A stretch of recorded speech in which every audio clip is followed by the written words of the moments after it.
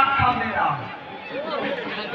সকল মা বোনদের উদ্দেশ্যে জানা যাচ্ছে যে আপনারা একটু উদ্ধারি দিয়ে এদেরকে আশীর্বাদ করবেন।